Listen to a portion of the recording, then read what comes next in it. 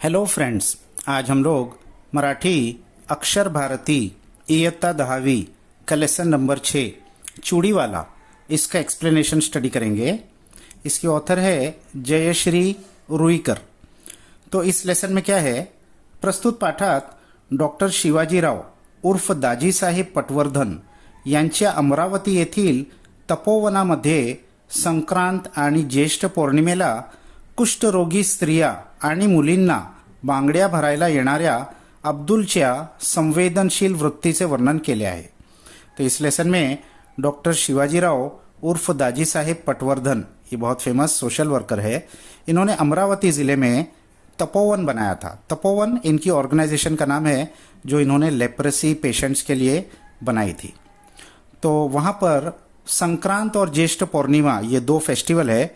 In दिनों में कुष्ठ रोगी इन औरतों और बच्चों को बंगड़ी पहनाने के लिए एक चूड़ी वाला था, वो आया करता था। उसका नाम अब्दुल था। उसकी संवेदनशील वृत्ति यानी उसका बहुत सेंसिटिव नेचर का डिस्क्रिप्शन इस लेसन में किया है। या पाठात समाज ऋण व मूल्याबरोबरच माणुसकीचे दर्शनही लेखिकेने घडवले आहे। तो इस लेसन में समाज ऋण यानी ड्यूटीज टुवर्ड्स सोसाइटी, समाज के प्रति हमारा जो कर्तव्य है, ये मूल्य, ये वैल्यू के साथ साथ मानुष की इंसानियत का भी दर्शन हमको देखने को मिलता है। तो अब्बाजान आज मत जाओ ना तपोवन को। अब अब्दुल का बेटा अब्दुल को कह रहा है कि अब्बाजान आज तपोवन को मत जाओ। क्यों बेटे? वो पूछता है क्यों। तब उसकी वाइफ कहती है जाने दे अनवर। बेटे का नाम अनवर था। वाइफ बेटे को समझाते हुए कहती है कि जाने दे, काही बोलून फायदा आहे का? इनको कुछ कह के फायदा है क्या? आजचा दिवस म्हणजे त्यांच्यासाठी पर्वणीच। अरे आज का दिन तो इनके लिए जैसे कि एक पर्वणी है, एक फेस्टिवल है। एवढं काय आहे त्या तपोवनात कोण जाणे? ऐसा क्या उस तपोवन में रखा है क्या मालूम? अब्दुलची बायको शन्नो नाराजीच्या स्वरात आपल्या मुलाची समजूत काढत म्हणाली। तो अब्दुल की बायको यानी बीवी शन्नो नाराजगी के सुर में अपने बच्चे को समझाते हुए उसने कहा, मी लवकर येईन बेटा। आपल्या वडिलांचे हे बोलणे ऐकून अनवर खेळायला निघून गेला। अब उसने अपने बेटे से कहा कि मैं जल्दी आ जाऊंगा, लवकर जल्दी। तो अपने पिताजी की ये बात सुनकर अब्दुल तो खेलने के लिए चला गया। अब उसकी वाइफ कह रही है आज संक्रांत, त्यात मंगलवार। अरे आज संक्रांत यानी फेस्टिवल का दिन है, उसके ऊपर से मंगलवार भी है। कितीतरी बायका बांगड्या भरायला आणि देवीच्या दर्शनाला येतील। कितनी सारी औरतें बंगड़ी पहनने के लिए और देवी के दर्शन के लिए आएंगी, आणि आपला दुकान बंद और हमारा दुकान बंद रहेगा। यानी ये अब्दुल इतने बड़े फेस्टिवल के दिन दुकान चलाना छोड़ के वो तपोवन में वो उन लड़कियों को और औरतों को, कुष्ठ रोगी औरतों को बंगड़ी पहनाने जा रहा था। रघु भैयाचा धंदा तेजीत चालणार। रघु भैया का धंधा तो बहुत तेजी में चलेगा। रघु भैया इनका नेबर था, वो भी ये चूड़ी का काम करता था। आणि उद्या लगेच नवीन वस्तू येईल और कल फिर उसके घर में नई नई चीज़ें आ जाएगी। रघु भैयाच्या घरात आणि तुम्ही, रघु भैया के घर में तो नई चीज़ें आ जाएंगी और तुम्ही जाऊन बसा त्या तपोवनात। तुम जाकर बैठो उस तपोवन में। शन्नो चुप बैठ अभी। तो उसने कहा तुम चुप हो जाओ। एका हातात बांगड्यांची पेटी आणि एका हातात पिशवी घेऊन अब्दुलने पायान चप्पल सरकवल्या। एक हाथ में बंगड़ियों की पेटी और दूसरे हाथ में एक थैली लेकर अब्दुल ने चप्पल पहनी। हे बघा, रस्त्याने कोणी भेटलं तर सांगू नका तपोवनात जातो म्हणून, धंद्यावर परिणाम होता त्याचं, समझलं? अब ये तो उसको समझ में आ गया था कि ये तो जाएंगे ही जाएंगे। तब उन्होंने एक सलाह, एक एडवाइस उनको दी कि ये देखो, अगर रास्ते में कोई आपको मिले तो उसको बताना नहीं कि मैं तपोवन जा रहा हूँ। इससे क्या होगा, धंधे पर असर गिरेगा। यानी लोग कहेंगे कि भाई वो लेप्रेसी पेशेंट के पास जा रहा है तो कहीं हमको ना बीमारी हो जाए, कहीं धंधे पर असर ना हो जाए। समझ में आया आपको? उसने समझाया उसको। अब्दुलने एक बार तिच्याकडे बघितले। अब्दुलने एक बार उसकी तरफ देखा। तिच्या डोळ्यांतला क्रोध त्याच्या परिचयाचा होता। उसकी आंखों में जो क्रोध घुसा था वो उसके परिचय का यानी उसके पहचान का था, पहले भी देख चुका था। पण तिच्याकडे बघून आज त्याला तिचा राग आला नहीं, लेकिन उसकी तरफ देखकर आज उसको उस पर गुस्सा नहीं आया, तर कीव आली। मगर कीव आई, कीव यानी दया, पिटी। अब्दुल बस स्टॉप पर आला। अब वहां से निकलकर अब्दुल बस स्टॉप पर आ गया। अनेक ठिकाणी उसवलेल्या स्वेटरमधून थंडी चांगली जाणवत होती। बहुत जगह से ऊसव ले लिया यानी फटे हुए स्वेटर में से थंडी अच्छी खासी महसूस हो रही थी। बस आली, बस आ गई। बांगड्यांची पेटी आणि पिशवी सांभाळत अब्दुल बस मध्ये चढ़ला। बंगड़ियों की पेटी और थैली संभालते हुए अब्दुल बस में चढ़ा। अगदी खिडकीजवळ बसला। एकदम खिड़की के पास वो बैठा। पेटी अलगद उचलून त्याने आपल्या मांडीवर ठेवली।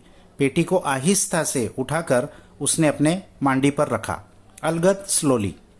गर्दीत कुणाचा धक्का लागला तर, गर्दी में किसी का धक्का लग गया तो बंगड़ी वो नाजुक होती है, टूट जाएगी। लाल, हिरव्या, निळ्या, रंगीबेरंगी बांगड्यांकडे मोठ्या कौतुकाने त्याने बघितले। लाल, हरे और ब्लू कलर के अलग अलग कलर की बंगड़ियों की बैंगल्स की तरफ उसने बहुत कौतुक से देखा। बस सुरू होताच थंडगार वाऱ्याचा झोत अधिकच त्रासदायक वाटू लागला। बस शुरू हो गई तो ठंडी हवा का झोंका जो आ रहा था उससे उसको और तकलीफ हो रही थी। अब्दुल ने मफलर कानाला घट्ट लपेटून घेतला। अब्दुल ने मफलर को अपने कान पर एकदम टाइट लपेट लिया। जिल्हाधिकारी कचेरीजवळ पाऊण बस रिकामी झाली। जिल्हाधिकारी की कचेरी यानी ऑफिस के पास पाऊण बस यानी 75% बस खाली हो गई। तपोवनाकडे कौन जाते कशाला, क्योंकि उसके आगे का स्टॉप फिर तपोवन था लास्ट स्टॉप, वहाँ कौन जाएगा और किस लिए, तो ज़्यादातर बस उससे पहले ही खाली हो गई। जेम तेम 5-6 उतारू राहिले बसमध्ये। ले देकर 5-6 लोग ही रह गए बस में। तपोवनाच्या त्या गोलाकार कमानीकडे अब्दुलचे लक्ष गेले। अब वहाँ तपोवन पर उतर गया तो तपोवन के एंट्री पर गोलाकार कमान थी यानी सेमी सर्कल आर्क बनी हुई थी एंट्रेंस गेट पर। उस पर उसका ध्यान गया। गेल्या 6 महिन्यांत केवढी फुलली आहे तिच्यावरती वेल, तो पिछले 6 महीनों में उसके ऊपर की जो वेल है, वेल यानी क्रीपर्स, वो बहुत फूल गई है, उसमें बहुत फूल आ गए हैं। मागे आलो तेव्हा जेमतेम हातभर होती। पिछली बार जब मैं आया था तो हातभर थी, छोटी सी थी। अब्दुल गेट जवळ आला आणि लहान लहान मुलींनी एकदम गलका करायला सुरुवात केली। अब्दुल जैसे ही गेट पर पहुंचा तो छोटी छोटी लड़कियों ने एकदम गलका यानी शोर करना शुरू कर दिया। चूड़ी वाला आला, चूड़ी वाला आ गया, चूड़ी वाला आ गया, ऐसा लड़कियां चिल्लाने लगी। आंब्याच्या झाडाखाली असलेल्या चौथऱ्यावर अब्दुल बसला। आम के झाड़ के नीचे चौथरा यानी पत्थर का ऐसा बैठने के लिए बनाया होता है, उस पर अब्दुल बैठ गया। आणि क्षणातच सारा काम धंदा सोडून स्त्रियांची गर्दी अब्दुलच्या आजूबाजूला जमली और कुछ ही लम्हों में अपना सारा काम छोड़कर औरतों की गर्दी अब्दुल के पास जमा हो गई। त्या लाल रंगाच्या मला, अब वो चिल्लाने लगे, वो लाल कलर की मुझे दीजिए। त्या हिरव्या मला, किसी ने कहा वो हरी वाली मुझे दीजिए। चूड़ी वाला, माझ्यासाठी आरसा आणला। किसी ने पूछा, चूड़ी वाला मेरे लिए आपने आरसा यानी आईना लाया? मागच्या वेळी मी सांगितलं होतं ना, पिछली बार मैंने कहा था ना, ऐसा सब चिल्लाने लगे, शोर शराबा करने लगे। अब्दुलच्या आजूबाजूला गर्दीच गर्दी झाली। अब्दुल के इर्द गिर्द तो गर्दी ही गर्दी जम गई आणि गोंधळ सुरू झाला और कन्फ्यूजन हो गया। सब अपनी अपनी चीजें मांगने लगे। प्रत्येकीला प्रथम बांगड्या भरवायचे होत्या। हर एक औरत को सबसे पहले बांगड़ी यानी बैंगल्स पहनना था। अब्दुल एक एक के हाथात बांगड्या भरू लागला। अब्दुल एक एक करके सबके हाथ में बंगड़ियां पहनाने लगा। त्यांना हव्या तशा, जैसा उनको चाहिए थी वैसी, त्यांच्या मनपसंद, उनके मनपसंद बंगड़ियां हर एक को पहनाने लगा। त्यांना बांगड्या भरना म्हणजे एक दिव्यच, उनको बंगड़ियां पहनाना ये एक दिव्य यानी एक बहुत मुश्किल काम था। पण अब्दुल्ला ती कला साधली होती, लेकिन अब्दुल को तो ये कला बहुत अच्छे से आती थी। बांगड्या भरल्यानंतरचा त्यांच्या चेहऱ्यावरचा आनंद अब्दुल्ला लाख मोलाचा वाटे। बंगड़ियां पहन लेने के बाद उनके चेहरे पर जो खुशी आती थी वो अब्दुल को लाख मोलाची यानी लाख रुपए कीमत की यानी बहुत ज्यादा कीमती वो लगती थी। उसीलिए वो अपना काम धंधा छोड़ के यहाँ आता था। 2-3 तास बांगड्या भरण्याचा कार्यक्रम सुरू होता। 2-3 घंटे तक ये बंगड़ी पहनने का प्रोग्राम शुरू था। साऱ्या तपोवनातील तो एक आनंदाचा आणि चैतन्याचा दिवस, पूरे तपोवन का वो एक खुशी का और चैतन्य, एक्साइटमेंट, थ्रिल का दिन था। आवाज, गडबड, गोंधळ, चेहऱ्यावरचा आनंद आणि हे सारे वातावरण निर्माण करणारा चुडीवाला अब्दुल म्हणजे तपोवनातील स्त्रियांना, मुलींना अगदी देवदूतासारखा वाटे। तो आवाज, गड़बड़, गोंधड़, कंफ्यूजन और इन सब के चेहरे पर खुशी लाने वाला, ये सारा वातावरण क्रिएट करने वाला चूड़ी वाला अब्दुल, वो तो इन तपोवन की औरतों को और लड़कियों को बिल्कुल देवदूत के जैसा लगता था। देवदूत यानी भगवान की तरफ से भेजा गया कोई मैसेंजर, फरिश्ते जैसा लगता था. वर्षातून 2दा संक्रांतीला आणि ज्येष्ठ पौर्णिमेला तपोवनातील स्त्रिया चुड़ीवाल्याच्या आतुरतेने वाट पाहत. तो साल में 2 बार संक्रांत और ज्येष्ठ पूर्णिमा, ये 2 फेस्टिवल के दिन वो आता था. तो तपोवन की सारी औरतें इस चूड़ी वाले अब्दुल का बहुत आतुरते ने, बहुत ईगरली, एंशियसली इंतजार करते थे. आणि अब्दुललाही तो आनंद बघून विलक्षण समाधान लाभे और अब्दुल को भी इनकी खुशी देखकर बहुत ज्यादा अनकॉमन सैटिस्फैक्शन मिलता था. असेच काही दिवस गेले. ऐसे ही कुछ दिन गए. एक दिवस रघुभैया आला. एक दिन रघुभैया आए. त्याच्या हाती पोस्टमैन ने दिलेले पत्र होते. उसके हाथ में पोस्टमैन ने दिया हुआ एक लेटर था. अब्दुल मियाँ, तपोवन से चिट्ठी आई है आपको. दिखाओ दिखाओ. अरे पण चिट्ठी मराठीतून आहे. तपोवन से अब्दुल मियाँ के लिए चिट्ठी आई थी तो वो मराठी में थी. तो अब्दुल ने कहा, मग वाचून दाखव ना तूच. तो फिर तुम्ही मुझे रीड करके दिखा दीजिए. रघु भैया ने चिट्ठी मोठ्याने वाचली. रघु भैया ने उस चिट्ठी को जोर से पढ़ा. चिठ्ठीतला मजकूर ऐकून अब्दुल आणि शन्नू यांना खूपच आनंद झाला. चिट्ठी में जो लिखा हुआ था वो सुनकर अब्दुल और शन्नू को बहुत खुशी हुई. तपोवनात होणाऱ्या सम्मेलनाच्या प्रसंगी अब्दुलचा खास सत्कार होणार होता. तपोवन में एक सम्मेलन प्रोग्राम रखा गया था और अब्दुल का उसमें बहुत खास सत्कार यानी सम्मान, उसको आदर देने के लिए बुलाया गया था. आणि त्यासाठी पत्र पाठवून दाजी साहेबांनी त्याला निमंत्रण दिले होते और उसके लिए खुद लेटर लिखकर दाजी साहेब ने उसको निमंत्रण, इन्विटेशन भेजा था.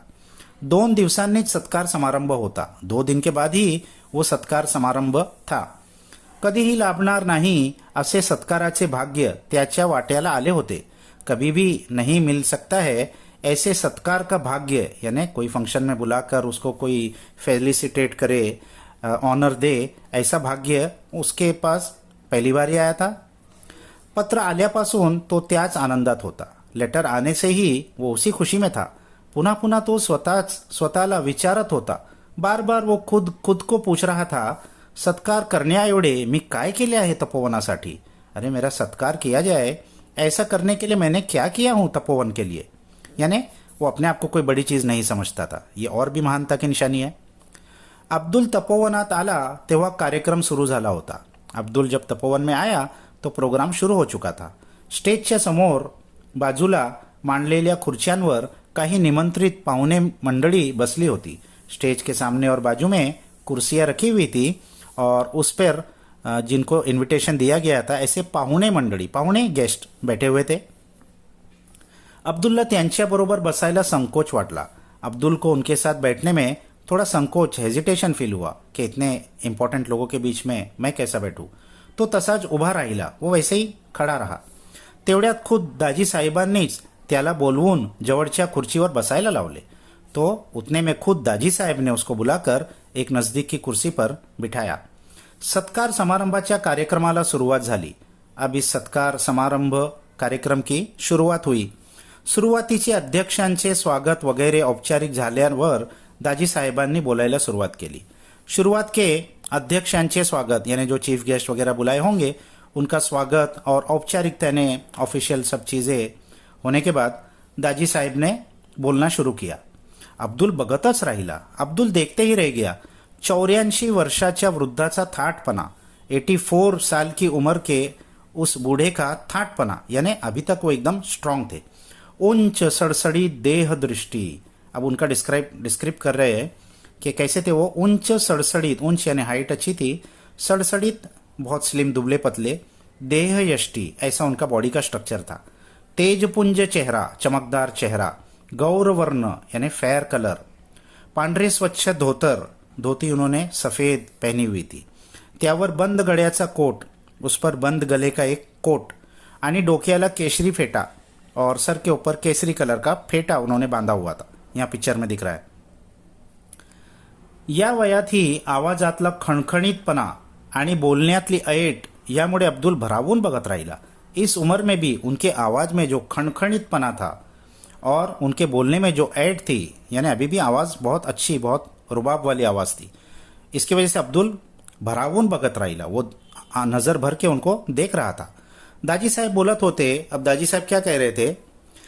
रामानं सेतुबंध बांधलं, राम ने सेतुबंध बांधा, यानी रामायण से उन्होंने लिया है कि वो लंका जाने के लिए उन्होंने एक पत्थरों का समंदर के ऊपर जो पुल बनाया था. पण त्यासाठी अनेकांचा हातभार लागला. लेकिन उसके लिए बहुत सारे लोगों ने हातभार लावला, यानी बहुत सारे लोगों ने कॉन्ट्रीब्युशन किया. अगदी लहानशी खार, एक छोटीशी स्क्विरिल, पण तिनं सुद्धा आपल्या शक्तीप्रमाणे सेतुबंधाला मदत केली. उसने भी अपने ताकत के मुताबिक वो सेतुबंध, वो ब्रिज बनाने के लिए मदत की. तसेच मदत या तपोवनासाठी देणाऱ्या काही व्यक्ती आम्हाला सुदैवाने लाभले आहेत. वैसे ही इस तपोवन को भी मदत देने वाले कुछ लोग हमको बहुत सुदैव यानी गुड फॉर्च्यून से, नसीब से मिले हैं. संक्रांतीला आणि ज्येष्ठ पौर्णिमेला बांगड्या भरण्याचा प्रस्ताव जेव्हा समोर आला, संक्रांति और ज्येष्ठ पूर्णिमा को इन औरतों को बंगड़ी पहनाई जाए ऐसा प्रस्ताव जब रखा गया था, तेव्हा अनेक बंगड़ी वाल्यांना भेटून इथं येण्याबद्दल विनंती केली. तो बहुत सारे बंगड़ी वालों को मिलकर हमने यहाँ आने की उनको रिक्वेस्ट की थी. पण कुणीही माझ्या विनंतीचा स्वीकार केला नहीं. लेकिन किसी ने भी मेरी इस रिक्वेस्ट को एक्सेप्ट नहीं किया. अब्दुल मियानी मात्र स्वतःहून इथं येण्याचं आश्वासन दिला. अब्दुल मियाँ ने लेकिन खुद होकर यहाँ आने का मुझे आश्वासन, एश्योरेंस दिया. आणि दरवर्षी न चुकता अब्दुल मियाँ इथं येतात और हर साल कभी न चुकते हुए, मिस नहीं करते, हर साल यहाँ आते हैं. येथील भगिनींच्या जीवनात आनंदाचा वर्षाव करतात. यहाँ की भगिनीन यानी सिस्टर्स की जिंदगी में खुशियों की बारिश करते हैं. वर्षातले 2 दिवस तपोवनात अतिशय आनंदाचे आणि उत्साहाचे असतात. साल के ये 2 दिन तपोवन में बहुत ज्यादा खुशी के और उत्साह के होते हैं.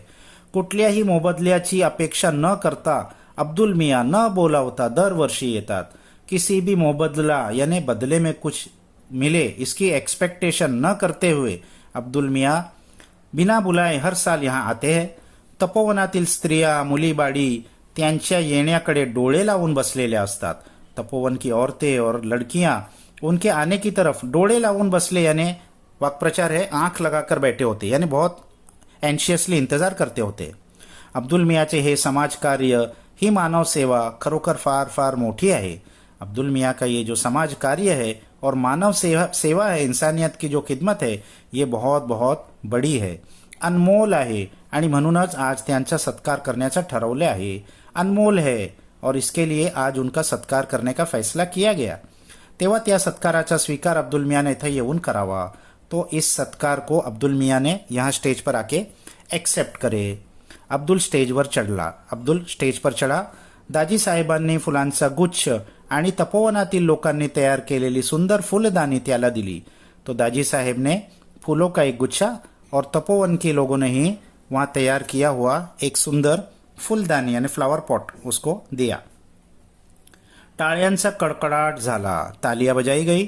अब्दुल अतिशय भरावून गेला. अब्दुल तो बहुत इमोशनल हो गया. त्याने चटकन दाजी साहेबांच्या पायांचा स्पर्श केला. उसने फौरन दाजी साहेब के पैरों को छुआ. बराच उशीर झाला होता, बहुत लेट हो गया था. अमरावतीहून आलेली निमंत्रित मंडळी मोटारीतून जाणार होती. अमरावती से जो निमंत्रित इनवाइट किए गए लोग आए थे वो मोटर गाड़ी से जाने वाले थे. दाजी साहेबांनी अब्दुलला त्यात बसवले. दाजी साहेब ने उनको रिक्वेस्ट करके अब्दुल को उस गाड़ी में बैठाया. मोटार धावत होती, गाड़ी चल रही थी. अब्दुल विचार करत होता. अब्दुल सोच रहा था, आज शन्नूला आणायचे हवे होते.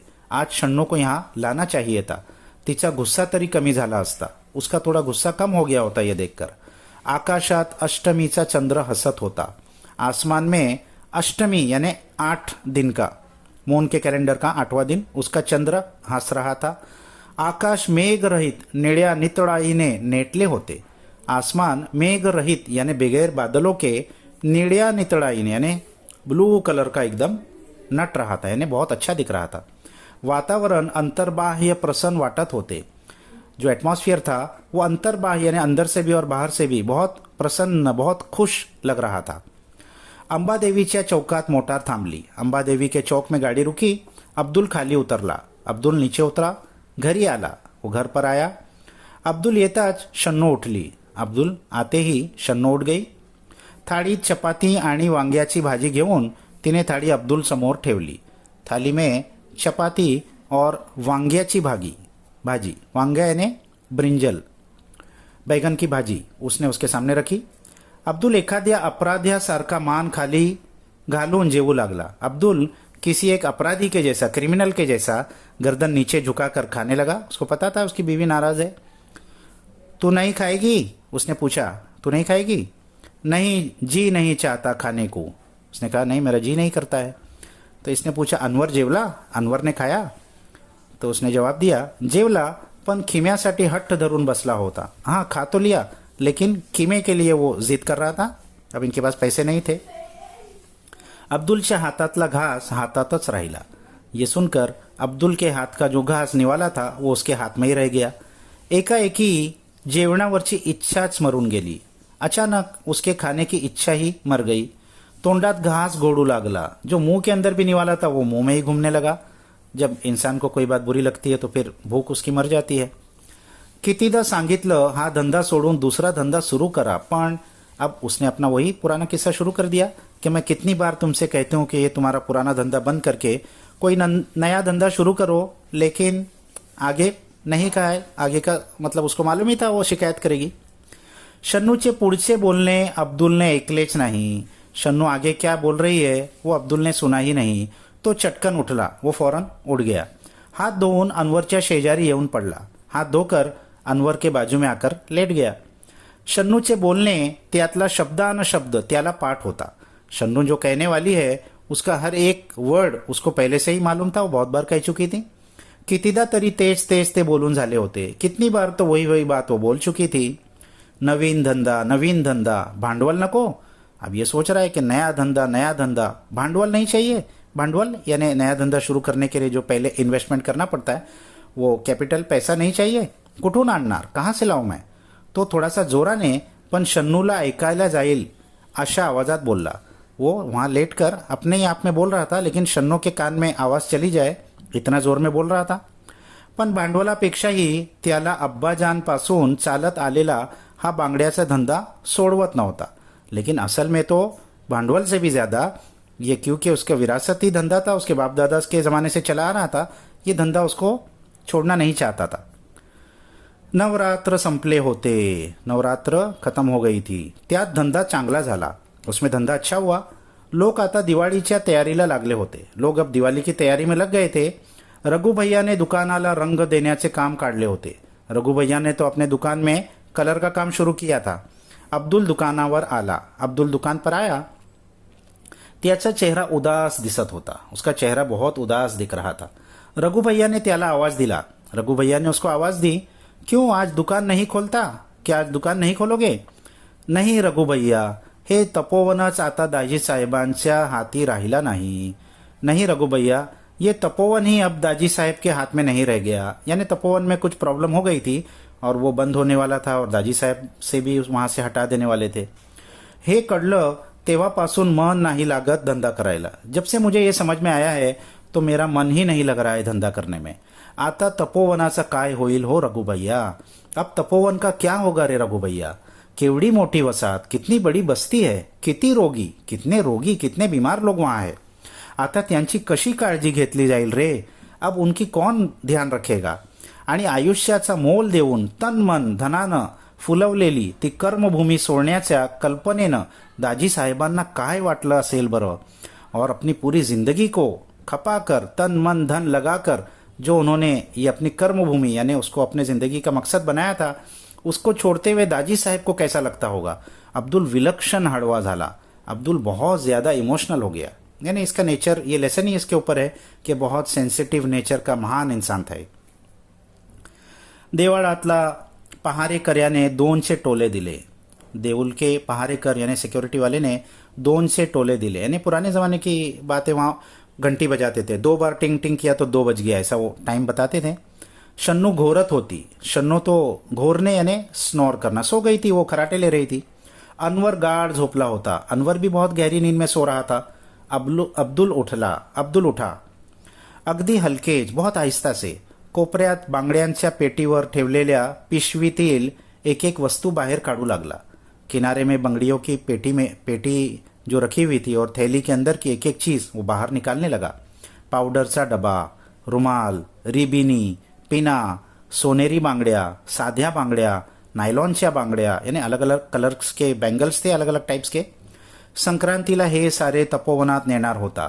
संक्रांती को ये सब वो तपोवन ले जाने वाला था.